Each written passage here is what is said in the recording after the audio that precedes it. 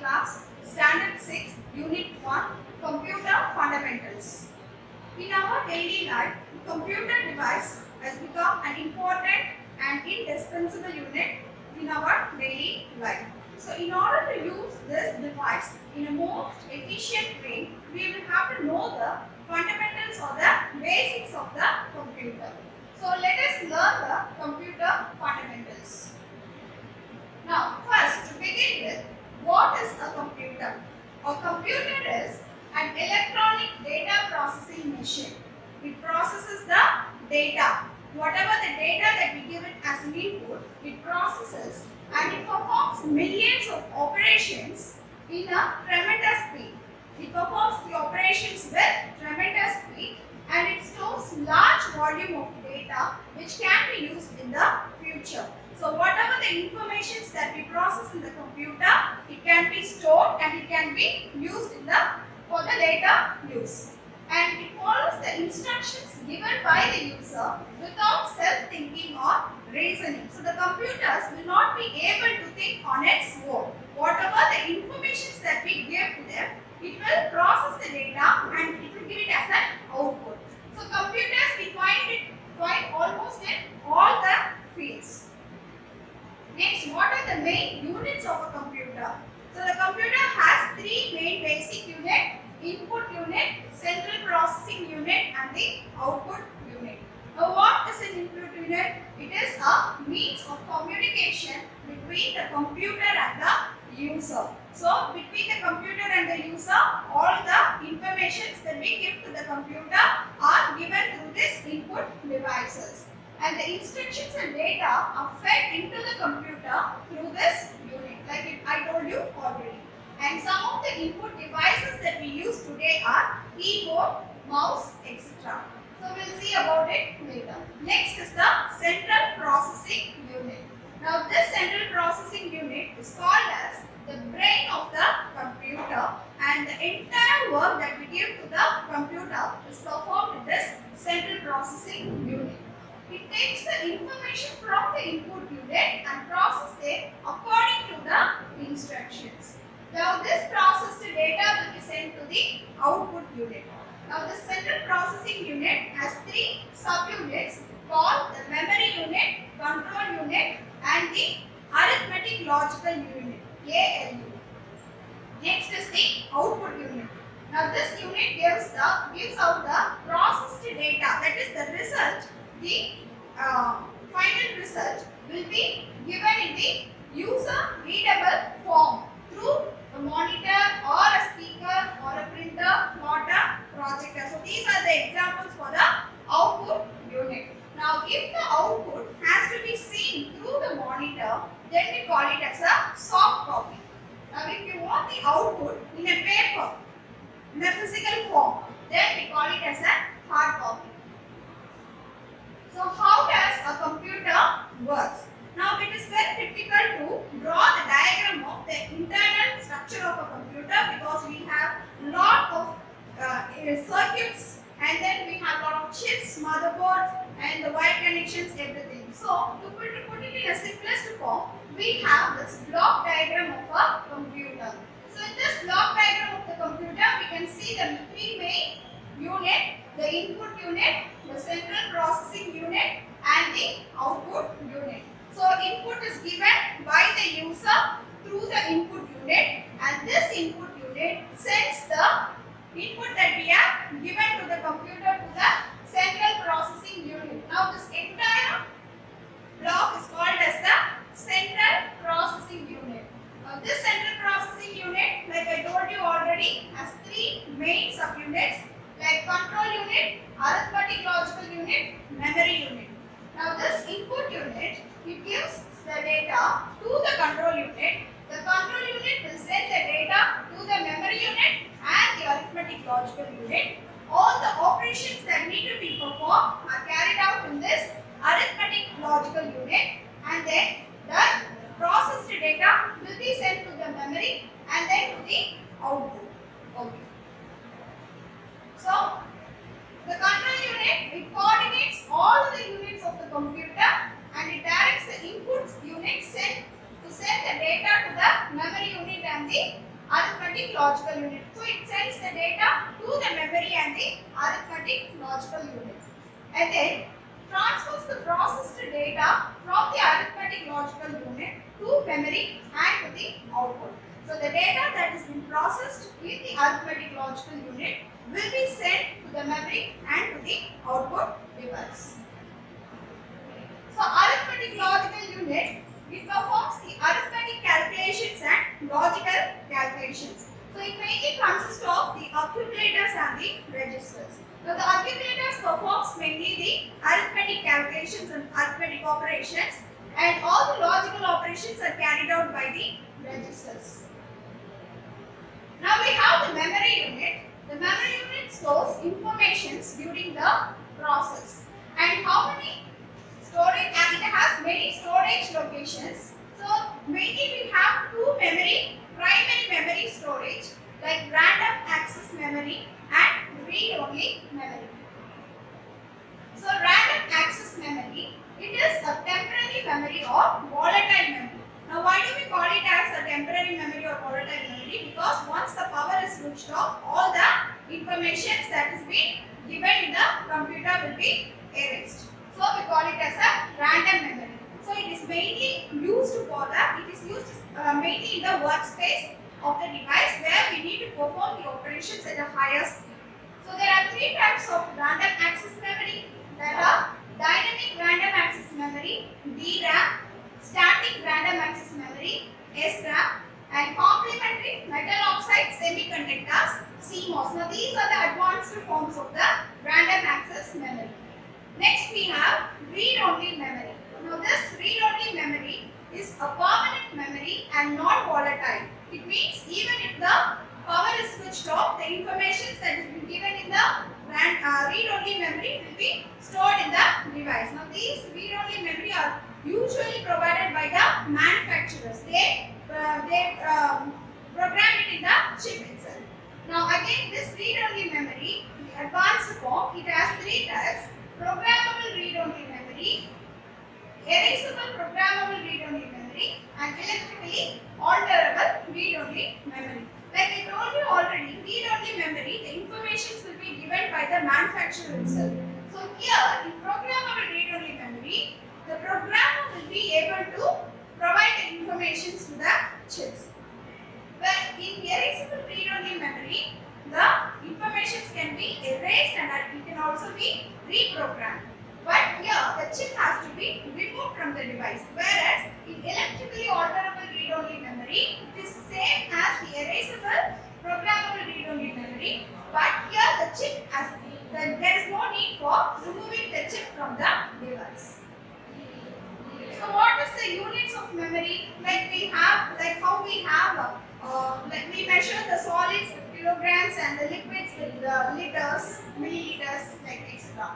So similarly, same way, computer memories is measured by bytes. So 1 byte is equal to 8 bits. And what is a bit? A bit is a binary digit with 0 or 1. So if I say 1 bit, it may be a 0 or 1. Now why it is 0 or 1? Because whatever the informations that we give to the computer is a machine. So it will not be able to read the information that we provide through the input. Instead, what it does, it takes the input from the input device and it converts it into zeros and ones in a machine readable form, and then it performs the operations that the user requires. So the input devices, it takes the input, converts it into binary form. Like I told you already, whatever the sentences that we type in through the input device, everything will be converted into zeros and ones into a machine readable form, and then the operations are performed. So what are the examples of input devices? Keyboard, digital camera, mouse, scanner, joystick and touch screen. So in keyboard, you have seen it already. We can type in all the informations that we need through the keyboard. Next is the mouse. With the movement of the mouse, the cursor moves on the screen, and whatever the information, like when we are browsing through the web page, we can use the cursor, and by the click of the mouse, all the information that we need will be given as an input to the computer. Next is the web camera. The images or the physical images can be captured through the web camera and it can be sent as input to the computer device. Next is the scanner. That is whatever is there in the readable form, we can scan it. All the images, text, everything can be scanned and then it can be sent as a digital input to the computer. Joysticks, like we have video games where we use the joysticks to perform the control operations. These are also one kind of inputs that we can send it to the computers. Touch screen. This is widely used and it is very user friendly. All the information can be given to the device as an input through the touch on the screen. Output devices, it helps us to see the final result. So through the input device, we give the inputs that we require and then the computer central processing unit process all the informations and the output has to be displayed. So what are the output devices that we have? We have basically a monitor through which we can see the output result. Then sometimes we can make use of the printer to print the result in a user readable form. In papers we can print it and then sometimes we will need to listen to the musics. So that those musics can also be heard through the speaker. Speaker can also be used as an output device. Then plotter are used for plotting the graphs and data. And then we have headphones and projectors. There are so many output devices through which we can get the outputs. Now monitors. There are various types of monitors. So monitors are basically classified into monochromatic and colored monitors. What is a monochromatic? It is like a black and white television. The older monitors we had would be like a black and white television. Then later came the colored monitor, it would be like a color television. So these are the older versions. Those are called as cathode ray units. Like you have here. So it will be like a TV. Then we have the latest versions called liquid crystal display, where the displays are thin. The display image quality will be higher and it is easy to use. The advanced version of the liquid crystal display is the light emitting diode. Here the liquid crystal is used for displaying. Here the light emitting diode is used. So this is the advanced. And the more advanced form of this display is the plasma. Like we have plasma TVs. This is the advanced version of the monitor. Next output device is printer. Now in printer we have two types, impact printer, non-impact printer. This impact printer is further classified as dot matrix and line printer. These are the older versions of the printers and the newer version is non-impact printer. We have inkjet and laser. These two printers are widely used these days. Inkjet printer uses an ink for printing the output, whereas the laser printer, laser lightnings can be used. Like I told you already, plotter. Now this plotter, it will plot the images and graphs. Speaker, the musical inputs can be heard through speaker. So the primary memory unit of a computer is random access memory and read-only memory. Next we have secondary storage, where large amount of data are stored in the computer through this secondary storage. The main important secondary storage is the hard disk that is already fitted in the computer, and in this hard disk we can store the large data we give it as an input and the data processed will be stored in the secondary device hard disk.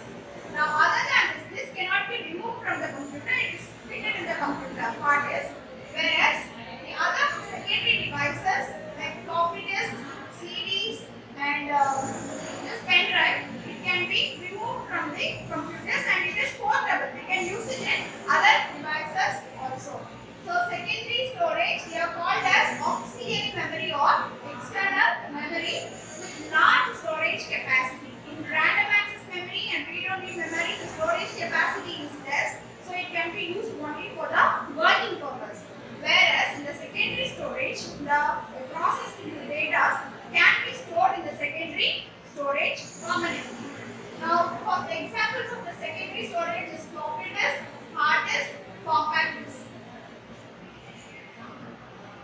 we'll see a outline of the memory classification. Memory is classified into primary memory and secondary memory. In primary memory, we have random access memory, read-only memory. Whereas in secondary memory, there are so many tabs like hard disk, which is permanently fitted in the computer. Then we have CDs, which is in a round form and it is very thin. It is easy to use. Can store large data. An advanced form of this CD is the digital versatile disk DVD, where large format files can be stored and processing speed is high. So it has an advantage over CD. Then we have floppy disks. The floppy disks are larger in size and storage capacity is less and the speed is also very less. So initially floppy was used as a secondary device. Then later came the CDs and DVDs. Pen drive. A pen drive is a portable universal serial bus USB flash memory for storing and transferring audio, video and data files from a computer. So it is very small. It has a USB converter which can be inserted to the devices to where the data has to be transferred, and then it is easy to use. So it provides quick data transfer and available in different memory capacities. It is simple to use. Then we have the memory card. So these are used to store various electronic data. Now these memory cards are widely used in cameras and cell phones. Now in order to use these memory cards, we basically need a card reader. So with the help of the card reader only, we can process the data in the memory card. That is why memory cards are used only in the cameras and mobile phones, whereas USB devices can be used in all devices. So it stores audio, video, images and text documents. It requires a card reader and it is also available in different capacities like 1 GB, 2 GB and it can be extended.